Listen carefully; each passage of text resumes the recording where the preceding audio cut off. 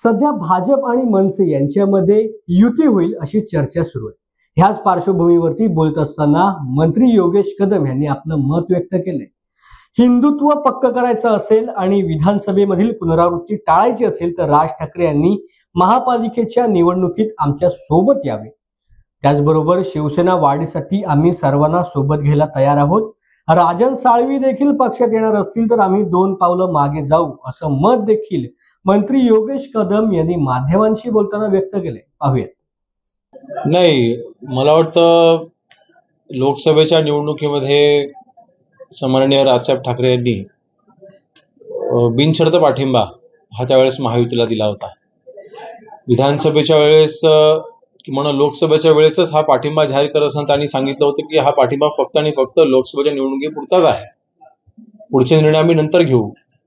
मग त्याच वेळेला त्यांनी खरं तर विधानसभेची देखील त्यांनी युती जाहीर करायला हवी होती, म्हणजे त्यांच्याच मनामध्ये संभ्रम होता। त्यांनाच विधानसभेच्या निवडणुकीच्या बाबतीमध्ये त्यांना निर्णय घ्यायचा नव्हता। त्यामुळे आता सन्माननीय एकनाथ शिंदे साहेबांवरती आरोप करून मला वाटतं आपण कुठेतरी येणाऱ्या ज्या स्थानिक स्वराज्य संस्थांच्या निवडणुका आहेत, आपलं ध्येय जर का एकच असेल, हिंदुत्व जर का तुमचा खरा मुद्दा असेल, तर मला वाटतं आपण हिंदुत्ववादी पक्षाच्या सोबत किंवा हिंदुत्ववादी युतीसोबत आपण आलं पाहिजे असं आमचं प्रामाणिक मत आहे। एकंदरीत पुढची येणारी मुंबईची महानगरपालिकेची निवडणूक बघता नक्कीच मनसे देखील सोबत असली पाहिजे ही आमची अपेक्षा असणारच आहे, माझी वैयक्तिक अपेक्षा असणारच आहे। परंतु अशा पद्धतीने सन्माननीय शिंदे साहेबांना बदनाम करण्याचा जर का कोणी प्रयत्न करत असेल तर मात्र ते आम्ही खपू घेणार नाही।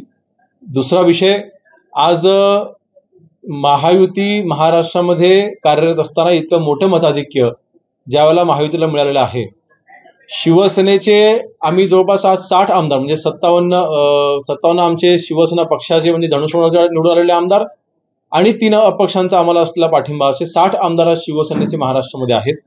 आमचे जवळपास 10 आमदार 10 उमेदवार विधानसभेच्या निवडणुकीमध्ये मनसेच्यामुळे पडलेले आहेत।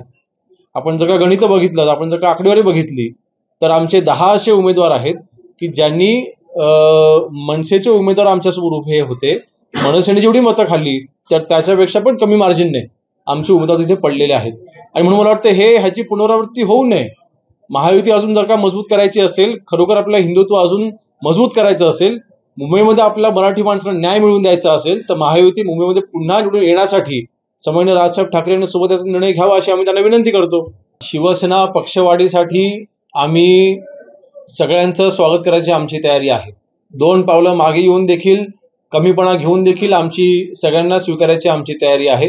आमच्या समोर ध्येय आता फक्त एकच आहे की महाराष्ट्रामध्ये शिवसेना पक्ष वाढवणं, महाराष्ट्रामध्ये सन्माननीय एकनाथ शिंदे साहेबांच्या नेतृत्वाखाली आज शिवसेना पक्ष जी भरारी घेते त्याच्यामध्ये जर का अजून आमची ताकद वाढत असेल तर कोणाला नको आहे। आणि म्हणून नक्कीच जर का राजन साळवी जर का निर्णय घेणार असतील तर त्यांनी मूळ शिवसेनेसोबत यावं।